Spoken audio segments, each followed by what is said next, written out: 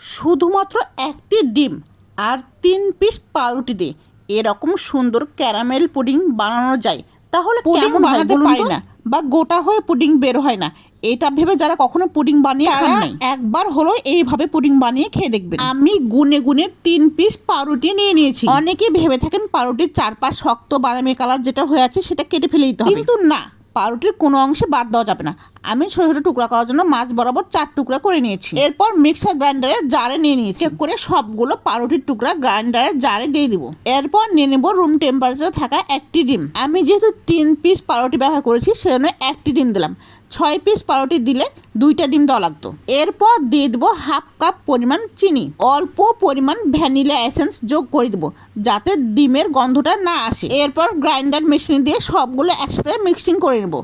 এবার যে পাত্রে পুডিং বানানো হবে সে পাত্রে 1.5 চামচ মতো চিনি নিয়ে ক্যারামেল বানাতে হবে। আমি চোখের আন্দাজে 1.5 চামচ মতো চিনি দিয়ে দিচ্ছি, আপনারা চামচের সাহায্যে মেপে দিবেন। এরপর চুলায় বসে লো ফ্লেমে দিলে এরকম খয়েরি কালার হয়ে আসলে চুলা থেকে নামিয়ে নিতে হবে।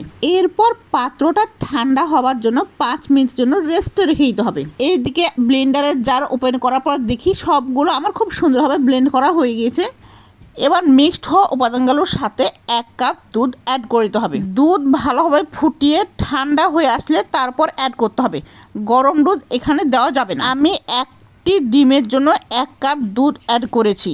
ডিমের পরিমাণ বাড়ানো হলে দুধের পরিমাণটাই বেরো যাবে। এরপর চামচের সাহায্যে ভালোভাবে মিশিয়ে সবগুলো উপাদান একত্রিত করে দেবো। মিশিয়ে নেওয়া হয়ে গেলে পাতলা কাপড় অথবা ছাঁকনির সাথে ছেঁকে নেব। যেহেতু আমি এই পুডিং বানানোর সময় পাউরুটি ব্যবহার করেছি যাতে পুডিংয়ে গোটা অংশ কিছু না থাকে, এই জন্য ছেঁকে নিতে হবে। এরপর ভালোভাবে ঢাকনার মুখ বন্ধ করে দিতে হবে। চুলাতে একটা ফ্রাই প্যান বসে এভাবে একটা ট্রে বসাই দিতে হবে। ট্রের পরিবর্তে টিস্যু অথবা পাতলা কাপড় দেওয়া যেতে পারে। আপনারা চাইলে এই পুডিং প্রেসার কুকারও বানিয়ে নিতে পারেন। এরপর ট্রের ওপর পুডিংয়ের বাটি বসিয়ে ঢাকনা দিয়ে ঢেকে দেবো। টানা 40 মিনিট মিডিয়াম আঁচে চুলা রাখতে হবে। ঠিক 40 মিনিট পর ফ্রাই প্যানের ঢাকনা উঠিয়ে নেব। আপনারা ফ্রাই প্যানের দিকে খেয়াল করলে দেখতে পাবেন পানি কতটা পরিমাণ কমে গিয়েছে। এবার পুডিংয়ের বাটি নামিয়ে সেট হওয়ার জন্য 10 থেকে 15 মিনিট ঠান্ডা হওয়ার জন্য রেখে দেবো। 15 মিনিট পর ফিরে আসলাম। এবার পুডিংয়ের বাটি ওপেন করার পালা। পুডিংটা ওপর থেকে বোঝা যাচ্ছে কি সুন্দর হয়েছে।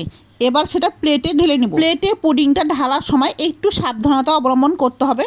প্লেট উল্টিয়ে হাতের সাহায্যে বেশ কয়েকটা বাড়ি দিতে হবে, তাহলে দেখবেন খুব সুন্দরভাবে পুডিংটা প্লেটে সেট হয়ে গেছে, না হলে পুডিংটা ভেঙে যেতে পারে। আমি কয়েকটা বাড়ি দেওয়ার পর পুডিংয়ের বাটিটা উঠিয়ে নিচ্ছি। দেখুন আমার ক্যারামেল পুডিংয়ের কি সুন্দর কালার আসছে, দেখে জিভে জল চলে আসার মতো অবস্থা।